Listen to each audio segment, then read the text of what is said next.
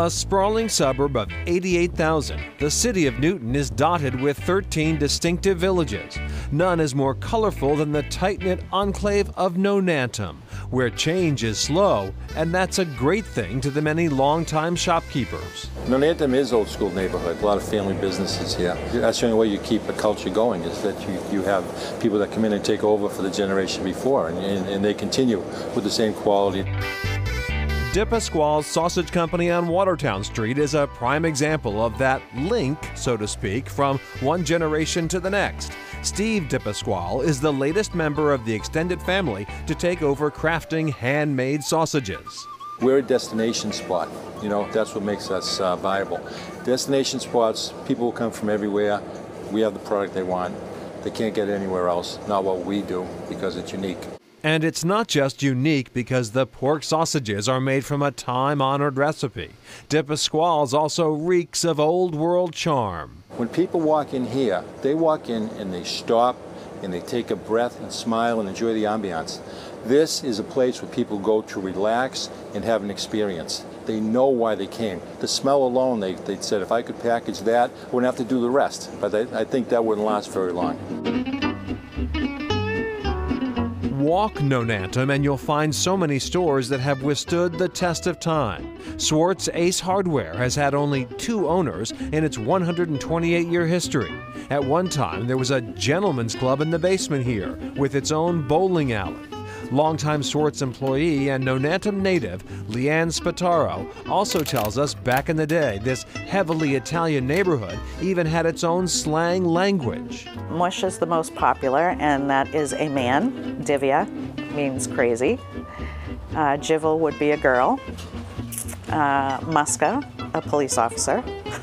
Even today, you'll walk down the street and you'll hear a "Hey Mush," or, you know, "Look at that Jivel," or something like that. There were, in fact, hundreds of words that made up this secret language of Nonantum. Everybody that lived here knew, so it was kind of a joke when people from even the other side of Newton would come over, because you could say pretty much anything and they had no clue what you were saying, so we had fun with that. Another way you know you're in the Newton village of Nonantum, everything screams Italian. From the sidewalks to the signposts to the fire hydrants, everywhere they're flying the colors.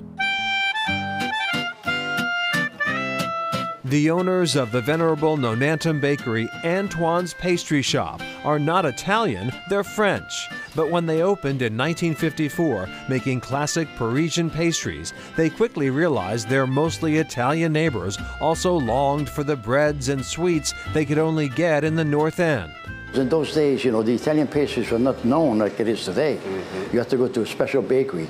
And so the Italian used to have to, so my brother said, why don't we start making Italian pastry? So these people that live in Newton that are Italian will come to us. So we start making, because cannoli is an Italian pastry, it's not a French pastry, but it's a big seller for us now. Everything here is made like it was to be served at the Ritz. No skimping on real whipped cream, butter, cheese for ricotta pies. At the holidays, crowds line up for Antoine's artisan cakes, tarts, Italian pastries, and cupcakes. Even the cannoli shells are made from scratch and never filled until a customer walks up to the counter.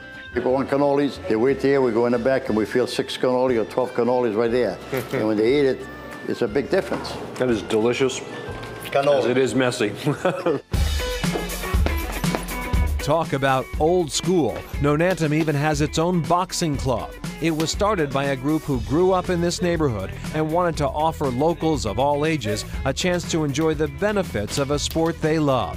And whether the goal is to become a professional prize fighter or just learn self-confidence, self-defense, and get into shape, the Nonantum Boxing Club offers something for everyone.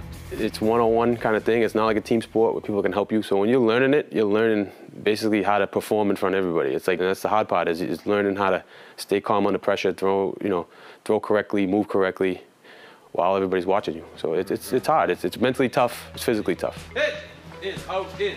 50% of participants at this gym now are women, and you can only sign up for one of their popular after-school programs if you have good grades. It's part of that program is you have to show your report card, and you have to make sure you are doing well in school, and if you need help, we'll be here to help. You know, we put up table, we have them do homework after workout if they need to. There does seem to be like a resurgence of the sport. What is that about, do you think? I think it's the workout of it is really caught on. People really like to hit stuff and take out stress and stuff like that, and I think that catches on. It will never get old. Boxing will always be around because it's a great workout and it's a great way to get out some stuff, you know.